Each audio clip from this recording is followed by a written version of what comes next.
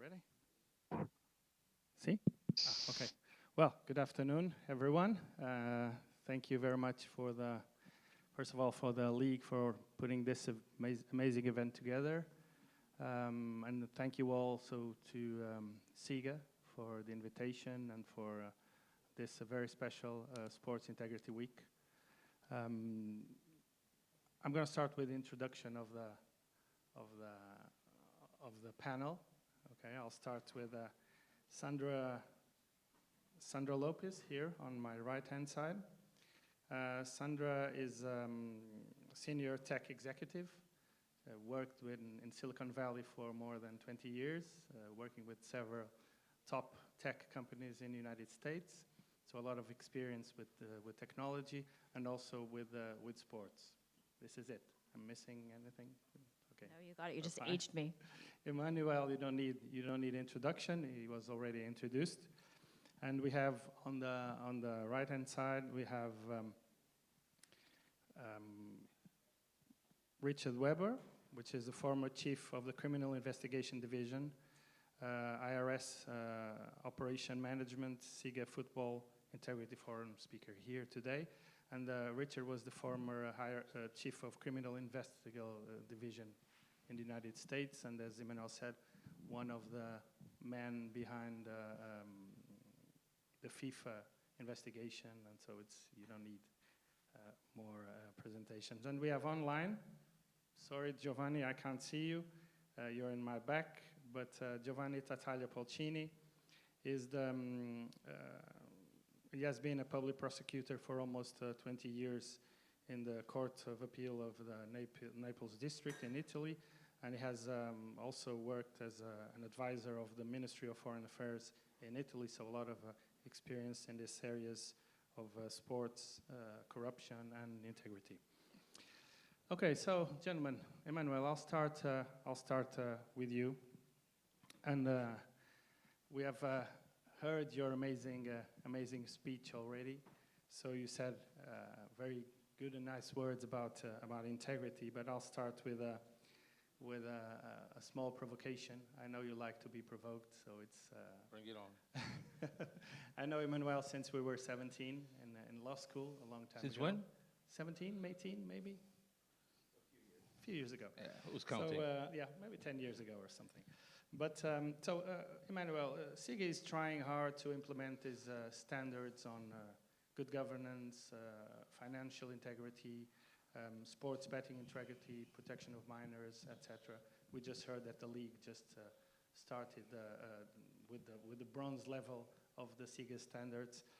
But it's my question is, okay, should this be imposed by any entity or by the governments, or should we respect the freedom of the sports movement and its autonomy?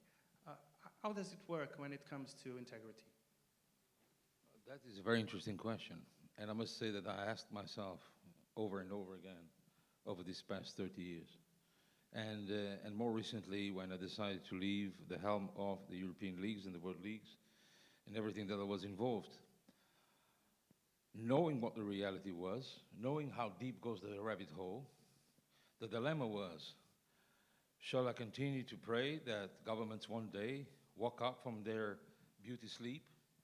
Shall I wake up?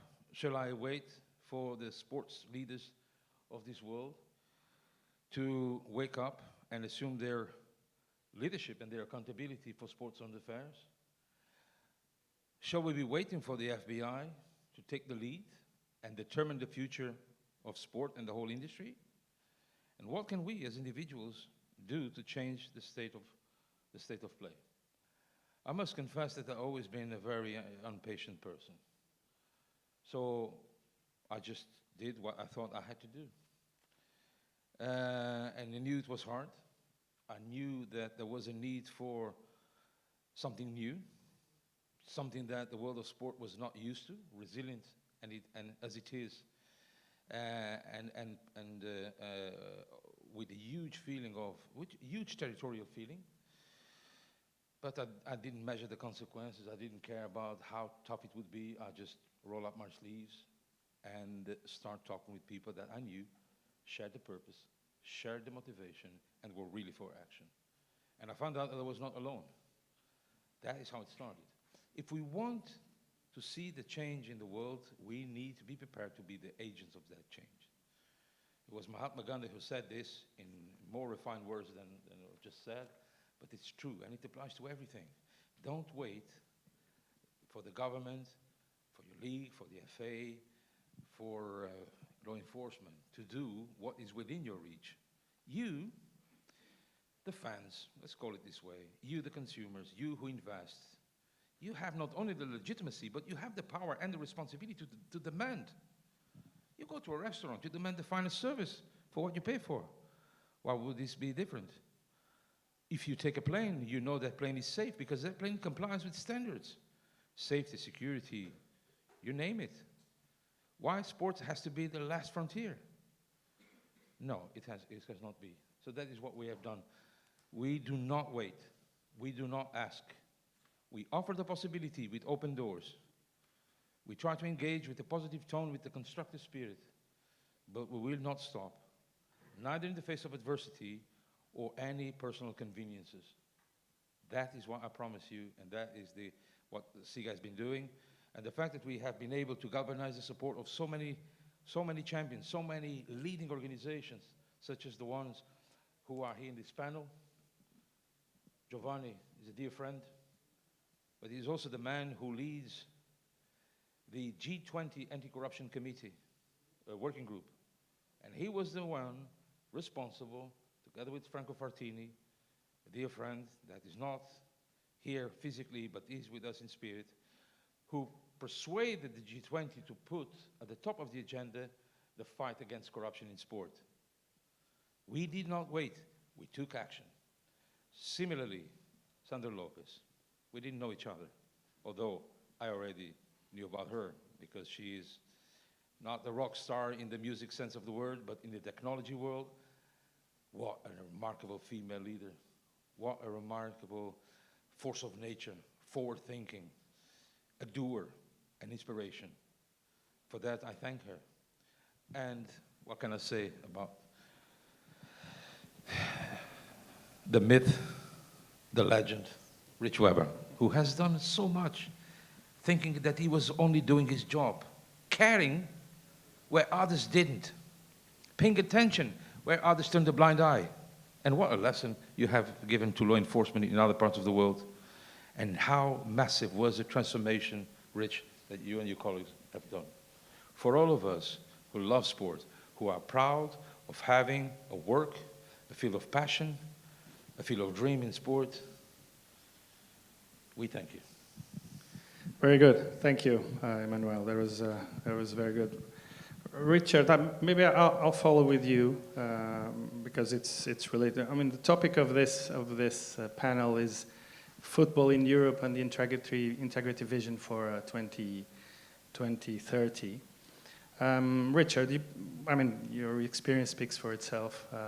In football, usually we have two sides of corruption. We have corruption itself, of course, and we have match fixing, which is another side of corruption. What can we in Europe learn from the United States? What can we learn with your experience, especially in what relates, of course, to football and implementing rules that somehow, reduce the impact of corruption in these two sides that I mentioned? Sure. Well, first of all, thank you so much, Emmanuel, for inviting me here, for the partnership over the years. I'm just absolutely thrilled to be here. Unfortunately, I do not speak Portuguese, and I did not have headsets on before, so I only was able to understand my name, amigo, and FIFA. But I assume he was nice. He was nice to me. But I learned my lesson to now wear the headsets. But I'm just absolutely honored to be on this stage, in all seriousness, with this panel, and especially next to this man.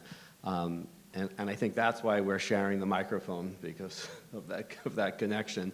And I think Emmanuel is concerned that I may talk too much, so I don't get my own microphone. But it really has been an amazing partnership, and just so exciting to be part of this event. And my first time in Portugal, I flew in yesterday. I'm still a little bit tired. So the concept of corruption in the U.S. and what I think others can learn, I can go on for a long time. And to be honest with you, I think there's still a lot that we can learn in the United States about corruption, and there's a lot that we're seeing in terms of what the courts are doing, and I'll talk a little bit about that in a moment, and why it's not just a one-sided issue. It's so important for law enforcement in the US, in Europe, around the world to focus on corruption. But I agree with Emmanuel that it can't just be law enforcement and the government, because that's not enough, even when the government is doing all they can to try to root out corruption. You need not-for-profits. You need corporations, and you need the fans to really want to kind of support the efforts of rooting out the bad, and really wanting that integrity in the sport. And I truly believe after the FIFA case, that's what the fans really want. To be honest with you, I was not a huge football, soccer fan before the FIFA case, and although Emmanuel gives me credit for that investigation, my agency at the time did just such an amazing job putting that together, working with other law enforcement agencies like the FBI, and working with foreign law enforcement. I think we worked with 100 plus different parts of the world, different agencies, different countries, to put all of the pieces together, and there was a lot that we learned. But I think one of the biggest things that I learned in terms of how to deal with the corruption issue, because the law enforcement agencies, even if they make this a top priority, they don't have the resources to do this the way that you would like this to be done, or the fans would like it to be done. Even if it was the top priority for law enforcement, and corruption is very high on the list of the law enforcement agencies in the US, we need help, and we need others to self-regulate, and to make sure that they're taking this issue very seriously. So I think one of the lessons that I've learned, and I think what I'm learning now that I'm on the private side, is that it's a real team effort, and we need different segments of society to buy into what we need to do, and how to then effectuate what we need to do. And I have more to say on that later. Okay, we will come back on that later. Thank you very much. Sandra, I'll follow up with you, and then I have to pass you the mic. So, as a technology executive, okay, we would like to hear from your experience. Integrity, we all agree, it's a major issue to be addressed for sports governing bodies all over the world. And we need, of course, to implement structures to detect and prevent corruption and all that. We spoke about that already. How can technology help the sports organizations to deal with this issues around the integrity that we were discussing here? Thank you. It's wonderful to be here, and thank you, Emmanuel, for having me here and putting the eye in integrity, because I think the world and our society needs more ethics and integrity. And can I just make a quick correction? I see some females in the room. You said gentlemen. It's women and gentlemen on the panel. I think that's very important, because that's how we drive collective change. I always like to say that technology can solve almost any and all problems. So if you're thinking about the integrity of sports, and like Richard was talking about this earlier, is that if we have access to all the data that's happening in the undercurrents, so the black web, as well as what's available, we can create tracing mechanisms and advanced algorithms and identify those that we believe are creating crimes. And the question is, once you do that, what is the next step? So technology is part of a broader ecosystem in terms of the framework that needs to be established and the regulations that need to be put in place. And so we know there's things that are happening in real time around integrity, and I always like to say is you got to fast forward with things like artificial intelligence. There was a gentleman who was able to create, this is around betting, and it will become an integrity issue, and I think it's Emmanuel, something that SIGA we should talk about, is he made an algorithm and he placed a bet, so his human bet and the robot was 85% accurate with early stages of data. So if you can fast forward that when you start placing betting, is it a human bet? Is it a robot bet? And how is that going to play out? So in the Valley, in the tech industry, you always like to say is, what is the problem? And we as engineers love to be able to fix it. And then there's standards and there's frameworks that need to be put in place so that change can happen. So we can create the technology, but if we don't want to take action, it doesn't really matter. So it's available. We're happy to work with the overall sports ecosystem and individuals like SIGA, but it's the collective we that will drive change. Can I just add one Yeah, thing sure. about Go ahead. About technology and a kind of real life example? So when I was at IRSCI, and we started this back in like 2015, is we started to use technology and working with a software company, we decided that we needed some data analytics. And really for the first time in the agency history, we signed on with this company, paid a lot of money, which was very difficult at the IRS, although they collect a lot of money to be able to use that money for our benefit is not, in the law enforcement world, it's not that easy. But we're able to convince the higher-ups to actually buy into this program where we put a whole bunch of data sets into this platform. So we put in all of the tax return and tax information for everyone in the U.S. So you can imagine how much information just in that one category contains. Then we put all of the SAR data, so all the suspicious activity reports that all the financial institutions file across the world would go into this database. We put all of the FATCA data from the banks. We put all of the offshore voluntary disclosure data from all the Swiss banks that were in compliance or not in compliance with their obligations. I mean, everything that was in the hallway in a box we put into this platform. And what our agents and analysts were able to do, really with a touch of a couple of keystrokes, was to put all of this data together in an incredibly usable way.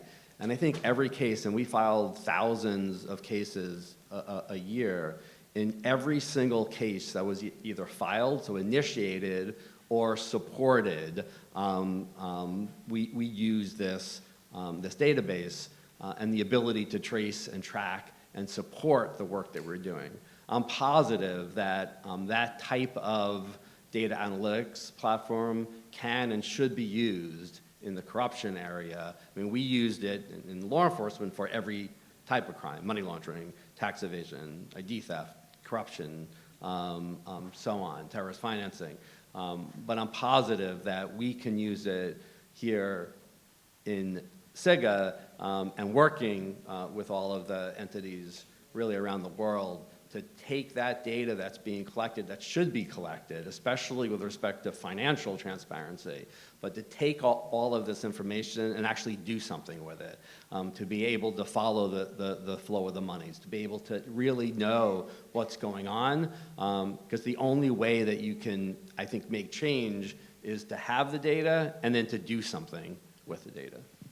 Yeah, and for sure, one of the areas where technology helps a lot is in match fixing and illegal betting. That's one of the areas where suspicious behaviors can be traced very easily with the use of technology. Giovanni,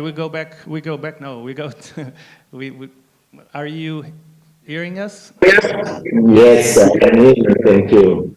Thank you. Okay, so Giovanni, you've been, as I mentioned before, a public prosecutor for more than 20 years and working in Italy. And Italy is one of the countries that sometimes we admire because they have issues, but they address them, and they really, when necessary, they fight them. and they fight them really hard. But Giovanni, because of this panel is on European football, and because you're Italian and working in Italy with as a public prosecutor, as I just said, my question is, we would like to learn from you what you think of the new financial sustainability regulations that will replace or are replacing now the financial fair play rules that we had at UEFA level competitions. And because, I mean, still the model is in my opinion, is not sustainable. And when you have a financial model which is not sustainable, because basically the clubs, the European clubs, they're allowed to lose money every year, although there, of course, there's some checks and controls, but still, for instance, there's this idea of the clubs may lose 60 million over 3 years, and this was extended because previously it was 30. So my question is, if this model is not sustainable, is there an open door for criminal infiltration, for corruption, for money laundering, and all of that? Thank you for the kind invitation, the kind words. My apologies for not staying with you in presence, and also for not speaking in Portuguese. I try to do my best in a multilateral arena from the Italian perspective. And answering to your question, I can see that there is an issue. I consider that the first stage before adopting a new rule or new legal framework is to better understand what is the threat and about what risk we are seeking and what the history is giving us as an insight. What I can say is that corruption is changing, and today it is leading, and it represents a new danger, totally different and respective to us. Corruption is a vehicle for the interest of criminal networks and also illicit funds all around the world, in the European Union too. So we have to consider that when we speak about regulating the financial rules and behaviors, we have to consider what is exactly the threat. And we are speaking about interest of transnational organized crime, not only about illicit funds. And there is evidence all around the world that it happens, it often happens, that criminal organizations too has the interest to invade the sports sector, in particular the football sector, to have a role for a lot of reasons. And we have to consider what are the dimension, economically speaking, of the movement and of the sector. So, if we set up a regulation looking at the illegal betting, match fixing, and so on, we are looking at the past. We have to consider also what is today the modality of performance of criminal networks and criminal interests, integrating economy through money laundering and also illicit interests. This is the dark side, of course. What's the possible answer in prevention? I come back to your first question to our colleagues about the autonomy of sport as a value. We have to preserve and we have to protect for, it is a call of duty. The Olympic spirit is mandatory for us. And so we have to impede any form of invasion from government side with rules affecting this ability. But at the same time, we have to call to action the private sector, business sector, sports organization, and all the actors to consider, consider what's the dimension of the threat and respond with the only possible answer, that's integrity. Integrity in sport you can develop in different manners, and we could spend hours and hours. But I remember only 2 points I want to share. The first is a multi-stakeholder approach to to create bridges between government and sport sector and sport organization too, to give to the integrity a standard, with reference to the gold standard. It is a philosophy of CICEP. The second one is to consider the beneficial ownership transparency. It is a key tool. We have to know who is the owner, and where are the criminal interests, and why we have evidence of interest of criminality to buy football equipment at thousands and thousands of kilometers of distance from the sector, territorially speaking, of operational of an organized crime or a cartel or a mafia subject. That's all for now, and my apologies to speak about the dark side of the moon, but I think that we have to provide for every chance. We have to raise the awareness to the existence of this global threat. Okay, thank you. Thank you very much. That was a very, very interesting perspective and makes us think about it. Emmanuel, I'll come back to you. I mean, the same problems or issues we had with TPO, I'm talking about conflicts of interest, influence, now we have with multi-club ownership. And what do you think of the latest intentions of UEFA of opening the door on some minor shareholdings of clubs so that they can play in the same competitions in Europe against each other? What do you think of this? I don't want to label it as a step back in the fight for integrity, transparency, sustainability, because as a lawyer, I always give the other side the opportunity to present their case. And you can bet that I will have a conversation quite soon with Alexander Seferin, who I know shares these exact same concerns. As a matter of fact, when last year invited me to chair the UEFA's Convention on the Future of European Football, this was one of the topics discussed. And I do not recall having heard any second opinion to this very same problem. My perception is that there needs to be unity, and that there needs to be a coherent path, and that is not to add exceptions, opening Pandora's box that no one will be able to determine how deep it will go and how serious it will be. I am worried about that step. I would not have given. If I was one of those members of that committee that has made this decision, I would not have done it. I would not have done it because they may have opened an irreversible trend, putting UEFA in a very tough spot, because now UEFA will have to scrutinize and adjudicate on every tiny detail. Who are these investors? Everyone is welcome. Investments are welcome. There cannot be any preconceived thoughts, any discrimination. But who are they? Where they come from? What are their credentials? What is the source of the money and what is the destination? Who are the middlemen or middlewomen in the process? What sort of scrutiny, what sort of due diligence, what sort of supervision exists? And I will not raise the question only to sports governing bodies. I will raise it to governments.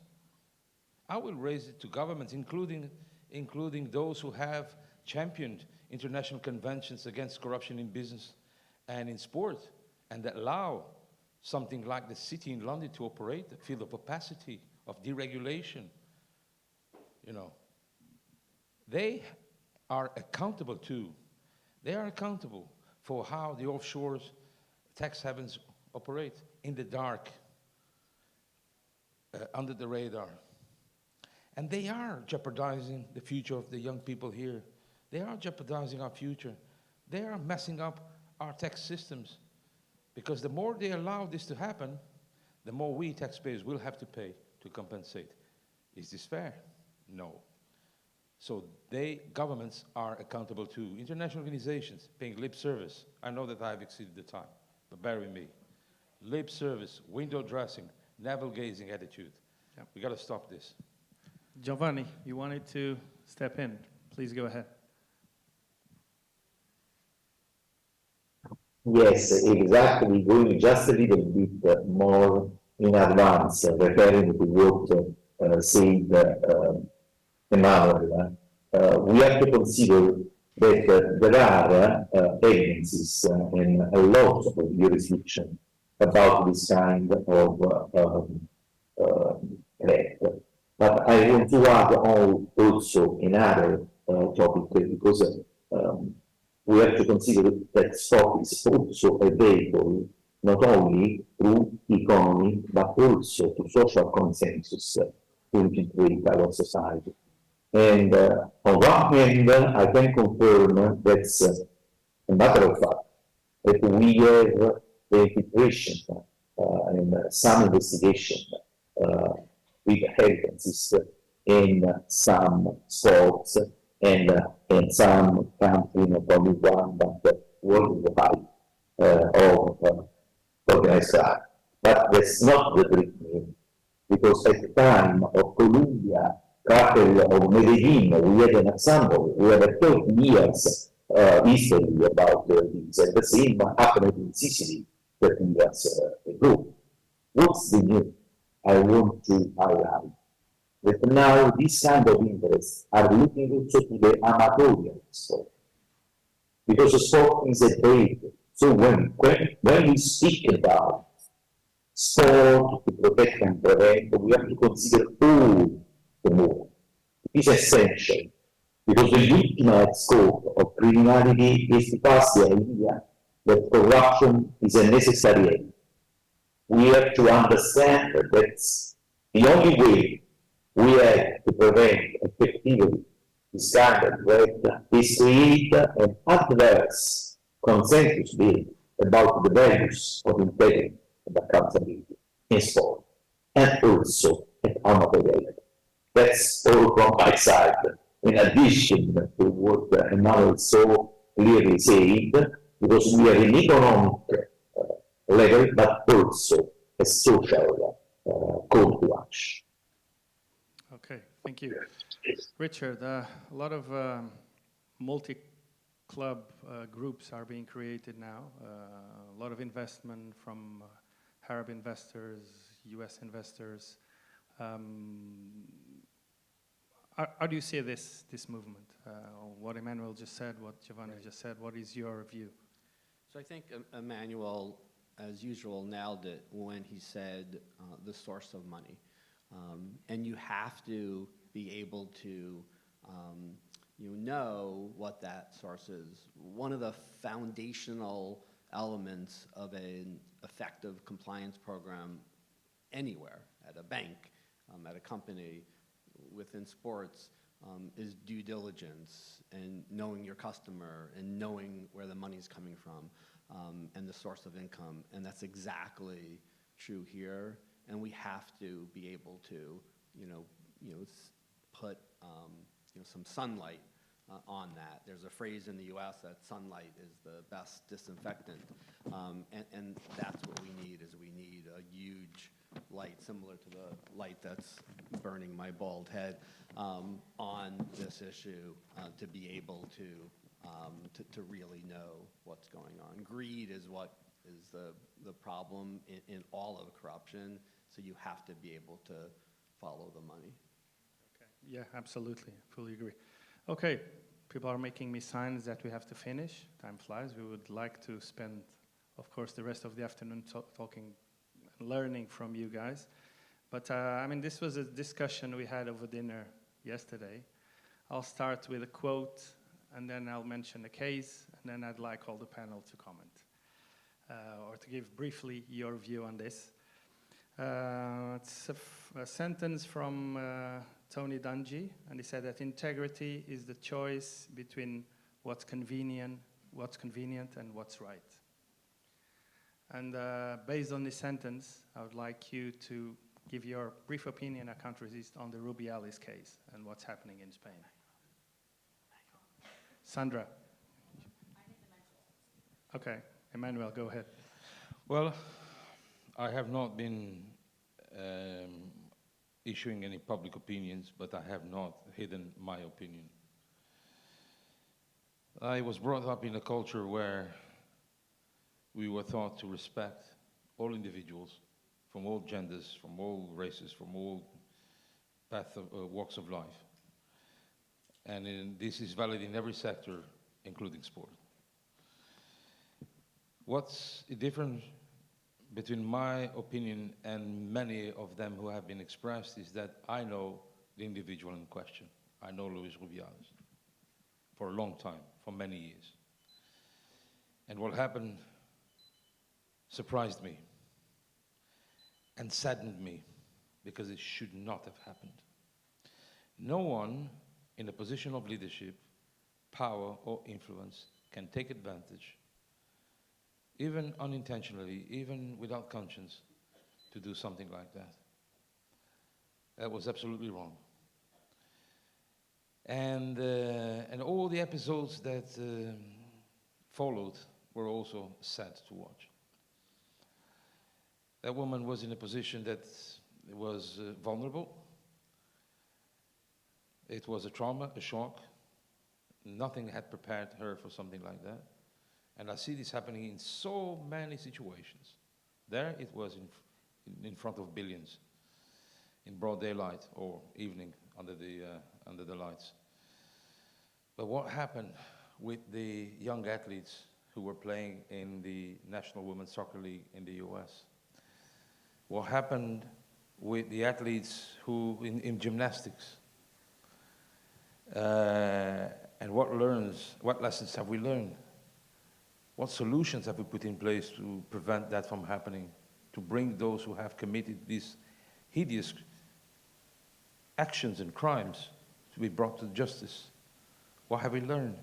Where are the integrity checks for all those who deal with young athletes who are silent victims also of abuse?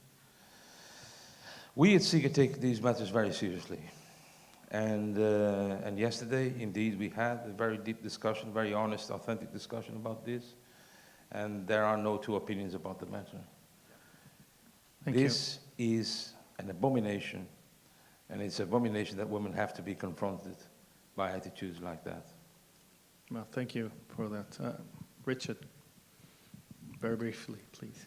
Yeah, so, I think there's a common theme when you look at a lot of the issues within sport, and it comes down to culture. And I think here you have something that has gone on, I think, for years, and bad behavior that just doesn't get the attention that it needs to get. And because of that culture, and the ability of people in very high positions believing that they can do whatever they want to do because no one's going to stop them or say anything, it's going to just continue. So I think culture matters, and you often hear about, tone at the top, which is why it's important for folks like Emmanuel and others in very high-level positions to talk about culture and what it matters. But I often talk about, culture at the top and tone at the top, and then tone in the middle and tone at the bottom, because you have people that are in middle-level positions and lower-level people who care about the culture and care about these things just as much as others, and you can't drive the change that you need to drive just by having one person or a few people at very senior positions just kind of saying what they think it should be. It needs to live throughout the entire organization. And even though something has gone on, I think, for many, many years, culture can be changed, but it has to be done, really, I think, collectively. Yeah, thank you. Sandra, your woman's perspective on this. I'll make it very quick. We talked yesterday about how people were analyzing her and her teammates and celebrating the next day and saying the kiss, the kiss. I shared with you that I myself was a victim of sexual advancement from a CEO, and you do not know how to respond to that. And you show up the next day being normal, and so all I will say is don't analyze what happened afterwards, because sometimes we don't even know how to show up, and we are still traumatized, and we don't even realize that we're being traumatized. We know that sexism exists on both sides, and I think it goes back to being respectful of what's right and how you should interact with one another. That allowed everybody to celebrate what happened, and unfortunately, it is no longer a celebration. She's going through legal, and that's not how you want to celebrate something that she's worked so hard for. Okay, we have to finish. There's a sign blinking over there. So thank you very much. It was a pleasure being here. Thank you, Richard, Emmanuel, Sandra, and Giovanni. And thank you for this. It was very interesting, and I ask a big applause for the panel. Thank you. Thank you all.